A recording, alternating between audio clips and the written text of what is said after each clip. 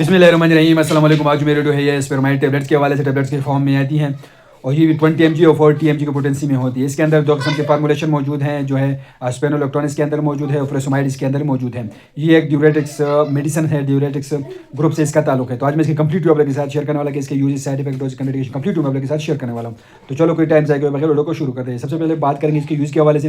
تو اس دوا کا استعمال بلڈ پریشر کو کم کرنے کے لیے کیا جاتا ہے۔ ہائی بی پی ہو تو اس کنڈیشن میں اس کا یوز ہوتی ہے، زیادہ بلڈ پریشر میں اس کا استعمال کی جاتی ہے۔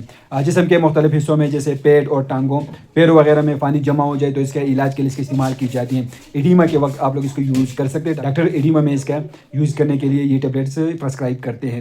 تو سیروسس آف لیور میں اس کا استعمال کی جاتی ہے۔ نیفروٹک سنڈروم میں اس کا استعمال کیا جاتا ہے۔ سیروسس آف لیور میں یوز ہوتی ہے۔ بلڈ پریشر کے مریضوں میں اس کا استعمال کی جاتی ہے۔ ایڈیما میں اس کا استعمال کی جاتی ہیں، مطلب ٹانگوں میں یا پیروں میں یا پیٹ میں پانی جمع ہو جائے تو اس کنڈیشن میں ڈاکٹر اس کو پرسکرائب کرتے ہیں۔ تو اس کا عمل ایکشن یہ ہے کہ بنیادی طور پر پیشاب لانے والے دوا ہیں۔ یہ اپنے عمل میں ایڈرینل گلینڈ سے پیدا ہونے والے خاص ہارمون الڈوسٹرون کے گردوں میں عمل کو روک دیتی ہے۔ اس کے نتیجے میں پوٹاشیم جذب ہو جاتی ہیں اور سوڈیم پانی پیشاب کی صورت خارج ہوتا ہے۔ اس میں جسم کے اندر پوٹاشیم کمی نہیں ہوتی، اسی طرح اضافی طور پر پوٹاشیم کا استعمال نہیں کرنا پڑتا۔ تو اس کے سائڈ افیکٹ بھی ہو سکتی ہیں۔ جسم میں پانی کی کمی ہو سکتی ہے، سوڈیم کا لیول کم ہو سکتا ہے، اسکن پر الرجی جو ہے وہ ظاہر ہو سکتی ہے، سستی جو ہے وہ ہو سکتی ہے، پانی کی کمی آ سکتی ہے، بھوک کم یا ختم ہو سکتی ہے، متلی ہو سکتی ہے، یا پوٹاشیم کا لیول جو ہے وہ بڑھ سکتا ہے۔ تو یہ اس کی سائڈ افیکٹ ہے۔ تو ڈرگ انٹریکشن اس کے یہ ہیں کہ اسپرین یا ناسٹرائڈ جو میڈیسن ہے اس کے استعمال کرانے سے اس میڈیسن کے اثرات جو ہے وہ کم ہو سکتے ہیں۔ تو صرف اپنے ڈاکٹر کی ہدایت کے مطابق استعمال۔ کنٹرینڈیکیشن، ان لوگوں میں آپ لوگ اس ٹیبلیٹ کا استعمال بالکل نہیں کر سکتے جن افراد کو جگر یا گردوں کی بیماری ہے، تو آپ لوگ ان میں استعمال نہیں کر سکتے ہیں۔ پانی کی کمی ہو یا پیشاب نہ رہا ہو تو آپ لوگ ان میں استعمال نہیں کر سکتے۔ اگر خون کے اندر پوٹاشیم کا لیول زیادہ ہو تو آپ لوگ اس کنڈیشن میں بھی اس کا استعمال نہیں کر سکتے ہیں۔ تو اس کی ڈوز کیا ہوگی؟ مقدار خوراک یہ ہے کہ 25 ملی گرام کی خوراک دن میں 2 مرتبہ استعمال کرائی جاتی ہے۔ اس کے حسب ضرورت بڑھا کر 50 ملی گرام تک اس کا استعمال کی جاتی ہے اور دن میں 2 مرتبہ 50 ملی گرام خوراک دی جاتی ہے۔